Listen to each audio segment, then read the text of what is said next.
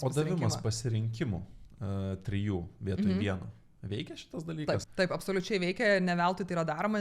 Irgi kitas dalykas yra, kad jeigu matai, kad kažkas yra daroma industrijos lygiu, nebūtinai, bet tikėtina, kad tai veikia. Dėl ko sakau, kad nebūtinai, būna tikrai, kad darom dėl to, kad daro visi ir niekada nepagalvojom, gal galima geriau, bet tie 3 planai tikrai yra momentas dėl to, kad šiaip 3 žmogui yra labai toks psichologiškai svarus numeris. Vat, irgi čia gal tam sunku sudėlioti formulę, kodėl būtent 3, bet žmogui tas skaičius 3, jis įgeba kažkaip ir gerai pasilyginti, ir gerai vertinti, ir yra ta vidurinė opcija, kuriem labai patinka.